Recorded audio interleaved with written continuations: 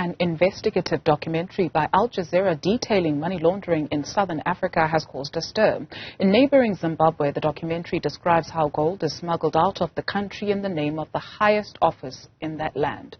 The government of the southern African nation has reportedly since moved to caution journalists against continuing to cover developments around the story. Hopewell Chin'ono is a Zimbabwean journalist, and he joins us now to talk about the latest developments coming out of the southern African nation, joining us from Harare. Hopewell, thank you very much for your time this afternoon. So the story has shifted quite a bit with the information minister giving an update today, but let's start with the caution to journalists. What's that about? Good afternoon, and thank you for having me. The caution was put out by President Mnangagwa's spokesperson, George Charamba, who warned journalists that if they continued reporting on the findings that are in the documentary, which exposes an attempt by the ambassador at large who reports to the president to smuggle gold and to money launder, the spokesperson said that journalists will be thrown into prison. He said, do not push us to do so. And there has been a worldwide condemnation of that kind of talk. It's not surprising that he said that because they've done it before. If you remember in 2020, after I exposed the public fund looting of money that was meant for COVID, I was thrown into prison, and I've been into prison 3 times for exposing corruption. So journalists were chillingly afraid because it's something that has been done before. And they make good on their threats. And when we take a look at the information minister coming out this afternoon, what did she have to say?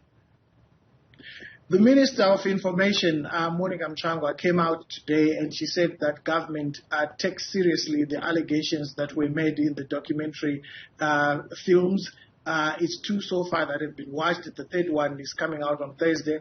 And she said that government had instructed the relevant institutions and agencies to start investigations. This is what the Zimbabwean government should have done on the onset instead of allowing the president's spokesperson to go out and start intimidating journalists. They didn't just intimidate, they started making false allegations. The director of communications in the president's office, Major Mtambudzi, came to Twitter and accused me of having been behind the documentary film, something that is ridiculous. The documentary film was made by Al Jazeera, and most of the documentary was shot outside Zimbabwe.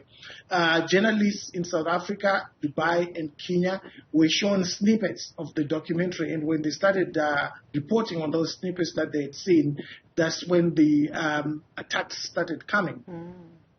Perhaps a nod of confidence in terms of the work that you do, but in saying that, do stay safe as much as you can. In terms of reaction in Zimbabwe itself, what are people saying about this? People are disgusted. As I've always said, that the health delivery system in Zimbabwe has collapsed.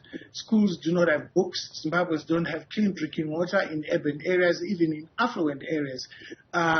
We have most of our roads are potholed. 95% of our potential job workforce is out of work. And this has been caused by the looting of public funds and the plunder of the country's natural resources.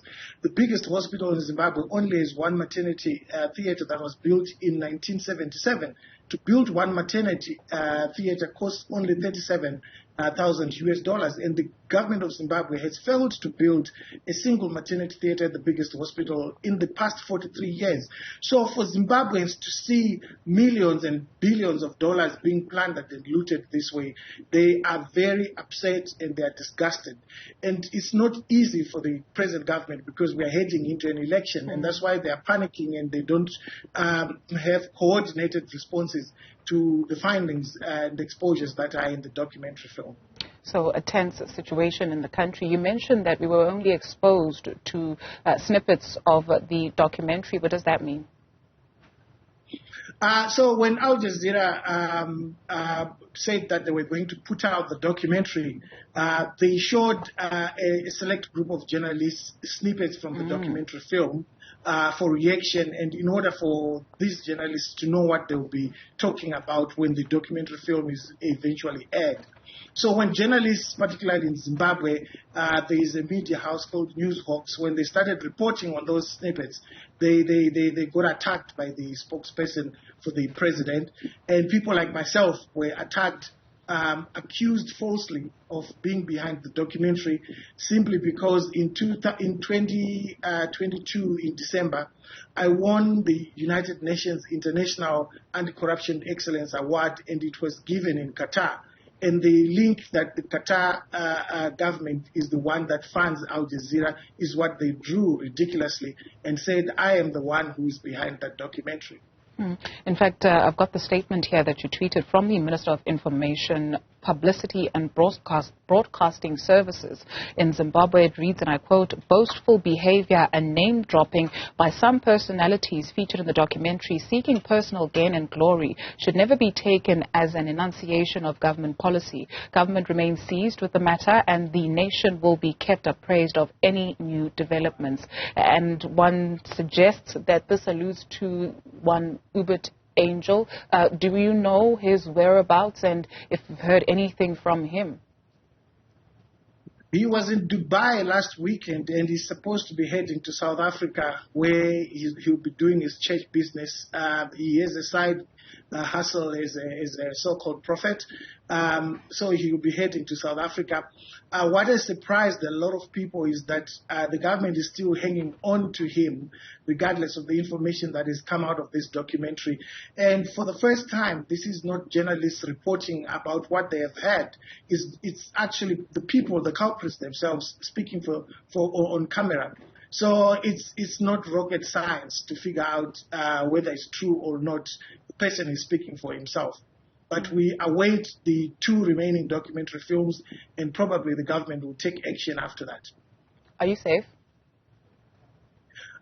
You never know. You're as safe as they want you to be safe. As you remember, in 2020, they sent 7 gunmen with AK-47s to break into my home and drag me out, stepping on top of broken glass without wearing any shoes.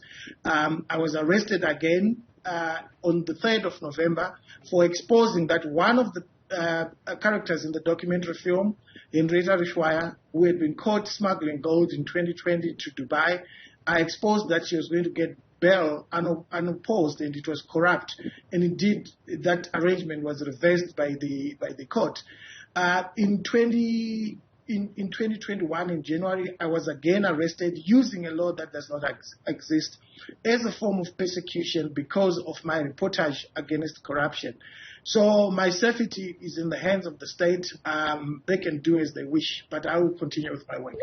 Hopewell Chin'ono, thank you very much for availing yourself this afternoon. This is a Zimbabwean journalist speaking to us from Harare. Let's take you to